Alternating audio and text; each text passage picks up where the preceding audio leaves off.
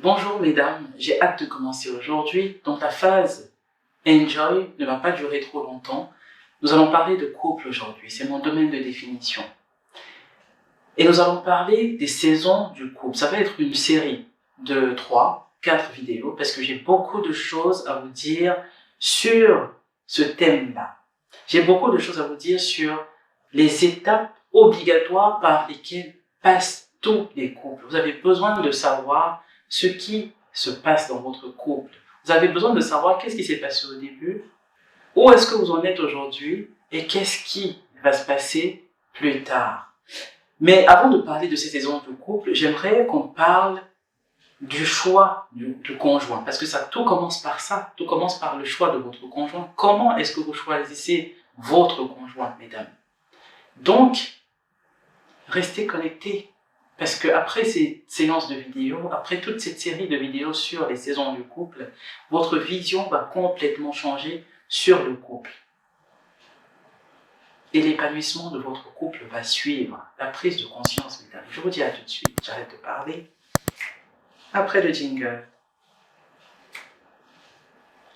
on commence.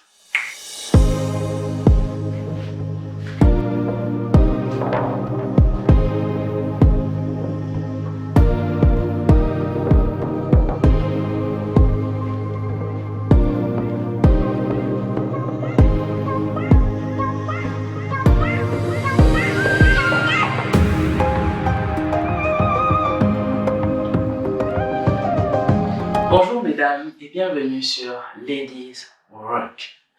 Sur cette chaîne, on pose les jalons qui vont vous permettre de passer de femme ordinaire à femme d'impact indépendante. Ici, vous allez entendre parler de couple. Ici, vous allez entendre parler d'indépendance financière. Ici, vous allez entendre parler de développement personnel. Pour ceux qui ne me connaissent pas, je suis Abiba, je suis ingénieure en informatique de formation. Je suis mère, je suis épouse depuis plus d'une dizaine d'années. Je suis entrepreneur. Depuis 2018, j'accompagne les femmes vers le plein épanouissement en tant que mère, en tant qu'épouse, mais surtout en tant que femme d'impact indépendante. Nous allons commencer, nous allons rentrer dans le vif du sujet, nous allons parler du couple aujourd'hui. Okay? Je suis dans mon élément à la mesdames. Donc, ne m'en voulez pas si il y a des mots qui vont sortir, mais je vais vous donner tout ce que j'ai. Parce que je me suis retrouvée il y a quelques années dans une situation très très difficile dans mon couple et j'avais deux choix. Partir ou alors rester et me battre. J'ai choisi de rester et de me battre et aujourd'hui je ne regrette pas parce que les résultats sont là, l'épanouissement est là et si j'avais tourné le dos à tout ça, je serais passée à côté d'énormément de choses et je voudrais vous éviter de faire cette erreur-là. Parce que c'est facile de dire « j'en peux plus, je vais voir ailleurs, j'ai pas choisi la bonne personne ». En fait, vous devez devenir la meilleure personne. Vous devez devenir le bon conjoint. C'est pas à votre conjoint de changer, c'est à vous de faire le travail sur vous. Une fois que j'ai dit ça, on va parler des saisons de couple comme je vous l'ai dit. Okay? Il y en a 3, les saisons. La première saison, c'est la relation inconsciente.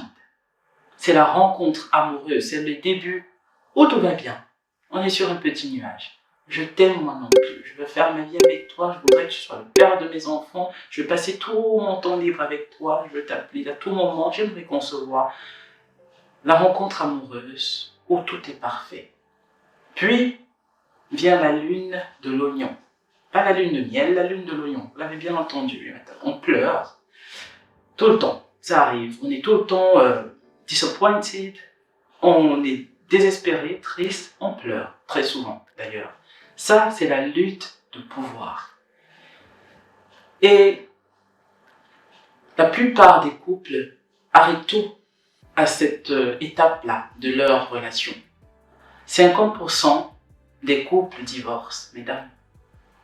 30% des couples choisissent de rester ensemble, mais de vivre une vie parallèle. C'est-à-dire que nous sommes monsieur et madame tel devant le monde, mais à la maison, chacun vit sa vie.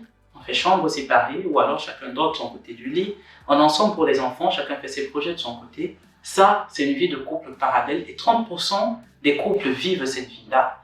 20% seulement traversent l'étape de la lutte de pouvoir pour se retrouver dans la relation consciente. C'est le Saint Graal, mesdames. Et on va parler de ces 3 étapes les unes après les autres. Parce que vous devez maîtriser ce qui se passe. Vous devez savoir ce qui vous arrive. Comme ça, quand vous avez un problème, quand il y a un truc qui vous déplaît, vous savez mettre non dessus. Souvent, on ne sait pas ce qui nous arrive. Et parce qu'on ne maîtrise pas, on choisit de lâcher l'affaire et on s'en va. Après ces séries sur le couple, vous allez passer d'une version 1.0 de qui vous êtes sur le couple vers une version 4.0. Donc, restez attentive. Aujourd'hui, on va parler du choix du conjoint. Avant de parler des étapes du couple, des saisons du couple, nous allons parler du choix du conjoint. Comment est-ce que vous choisissez votre conjoint? Parce que c'est là que tout commence. Et il est important de comprendre cette phase pour pouvoir mieux comprendre les 3 saisons du couple. En ce qui concerne le choix du conjoint, je vais le faire assez rapidement, mais je vais tout faire pour vous donner tous les détails possibles. Quitte à faire cette vidéo en 2 parties, je vais vous donner tous les détails possibles. Et n'hésitez pas à poser vos questions en commentaire parce que je vais y répondre. J'ai eu la grâce de trouver comment fonctionne cette histoire de couple et de changer la donne, de changer l'énergie dans mon couple. Et je suis obligé, c'est une dette morale, de transmettre ce que j'ai appris aux autres couples pour diminuer considérablement ces statistiques de divorce et de mariage parallèle. Donc, mesdames, on y va. Le choix du conjoint. Il y a 4 différentes théories concernant le choix de votre conjoint. Okay? Les 3 premières théories sont importantes, mais la 4e, les plus encore. Les 4 se complètent, mais la dernière est celle qui m'a le plus ébranlé et qui m'a permis de comprendre en profondeur ce que je vivais dans mon couple et qui m'a permis de prendre les mesures nécessaires pour sortir de cette lutte de pouvoir qui empoisonnait mon couple depuis plusieurs années. La première théorie, c'est la théorie biologique qui dit que on se met en couple pour la survie de l'espèce. Ok? Ne soyez pas offensés. C'est une théorie qui est à en prendre en compte aussi. C'est important.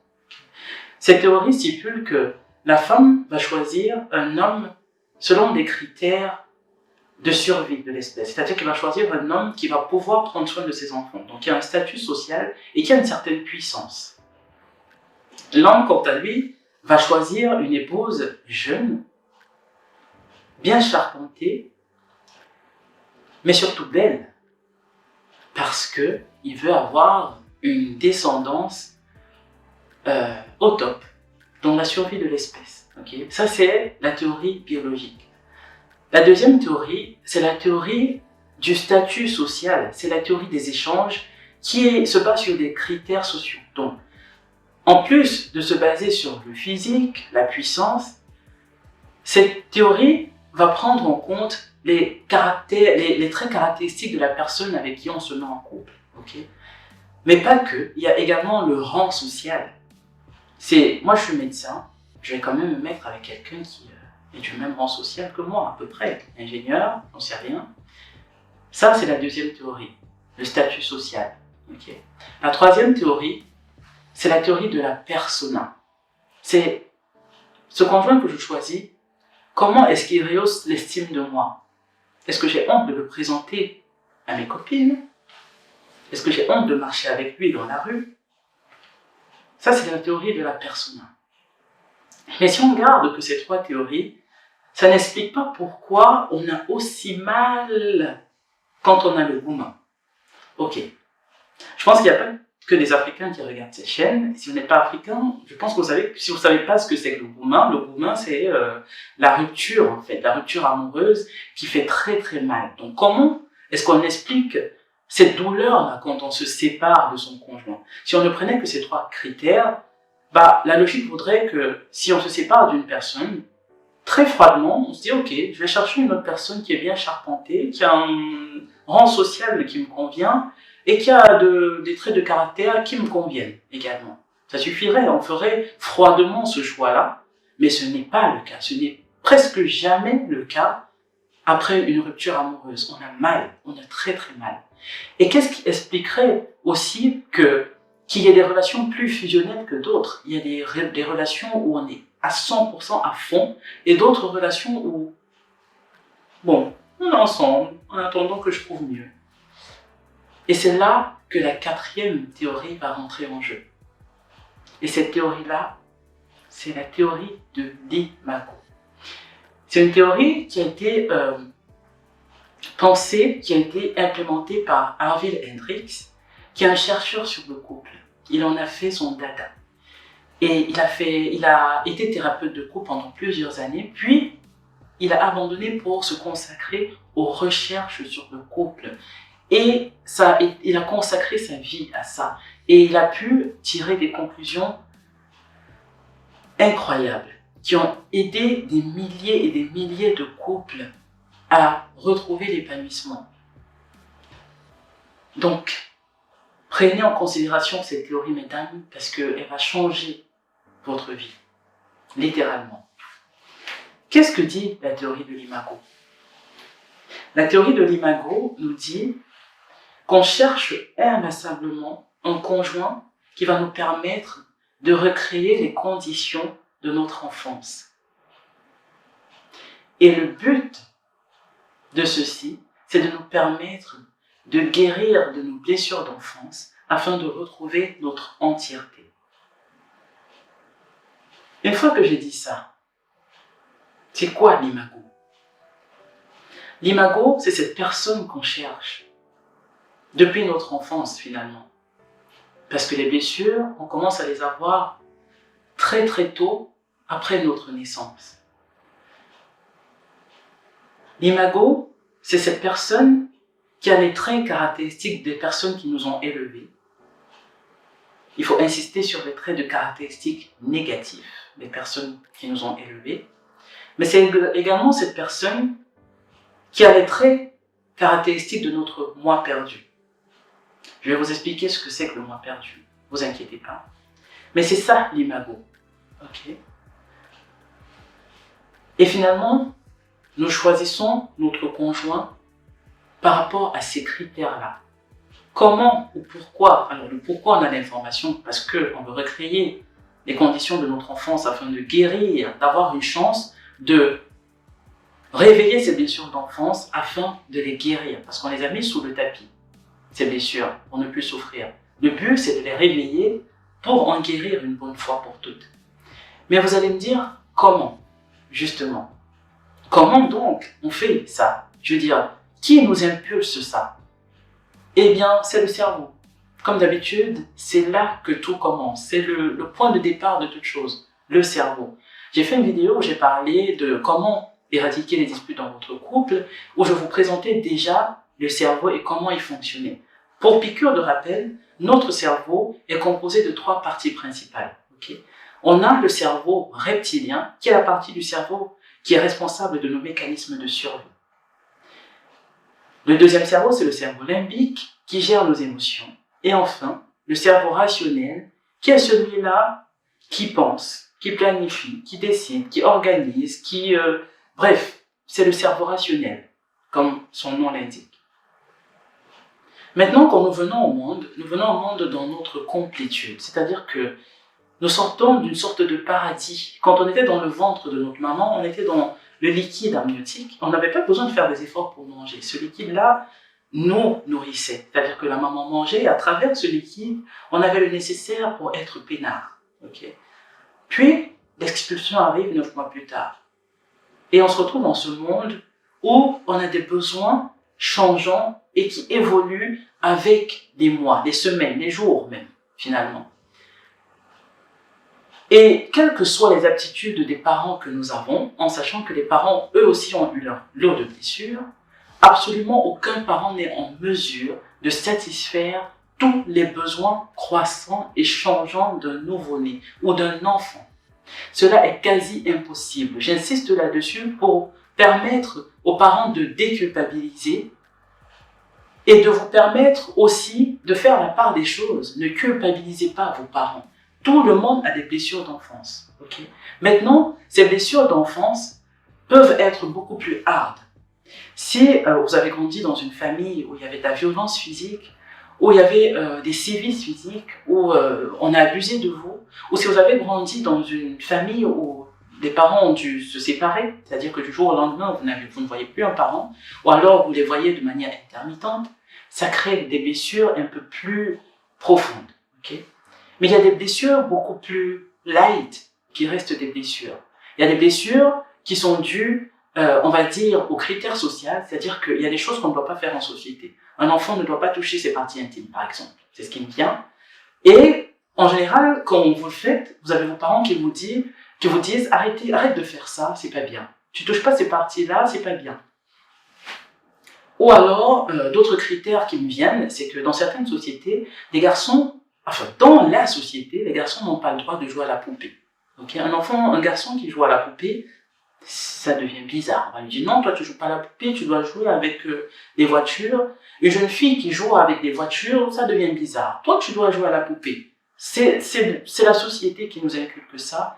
Et on oblige finalement nos enfants à rentrer dans un moule sociétal pour ne pas être rejetés par la société. On le fait avec de bonnes intentions. Ça va de soi. Mais le message qu'on envoie aux enfants, c'est il y a des parties de toi que je ne valide pas.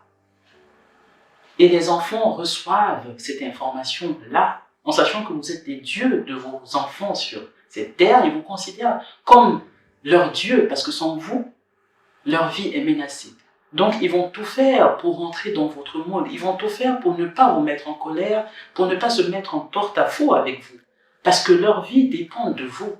Et ça va créer des blessures. Quand vous allez leur dire « je ne valide pas cette partie de toi », ça va créer des blessures. Et ils vont renier ces parties d'eux. Ils vont renier ces parties d'eux pour vous satisfaire. Et c'est ça qu'on appelle le moi perdu. Okay? Quand je vous ai parlé tout à l'heure de l'imago, je vous ai dit que c'était l'un des critères de choix de l'imago, c'est qu'on va chercher une personne qui ressemble à nos parents, mais on va également chercher cette personne-là qui va nous permettre de compenser ce moi perdu-là. Donc, une fois que je vous ai expliqué ça, ces blessures, le cerveau archaïque qui est responsable, le cerveau reptilien qui est responsable de notre sécurité, de nos mécanismes de survie, enregistre toutes ces blessures. Okay? Quand on grandit, il y a certaines blessures dont on ne se rappelle plus. Ce qui s'est passé entre nos 0 et 5 ans, on ne se rappelle plus souvent de ce qui s'est passé à cet âge-là. Enfin, au moins, le cerveau rationnel ne se rappelle pas. Notre conscient n'a plus souvenir, mais l'inconscient, le cerveau reptilien, le cerveau archaïque a toujours ces informations, il les a stockées. Okay? Et ce sont des blessures qui restent en vous et que vous allez transporter dans votre relation, inévitablement. Donc, vous allez choisir votre conjoint pour vous permettre de guérir de ces blessures-là. La théorie de l'imago stipule cela, mesdames. Et donc, quand vous allez voir les autres étapes du couple, vous allez comprendre qu'à un moment du couple, qu'à une étape du couple, votre conjoint va agir ou va parler, va vous faire des reproches dans le but de réveiller ces blessures d'enfance afin que vous en guérissiez.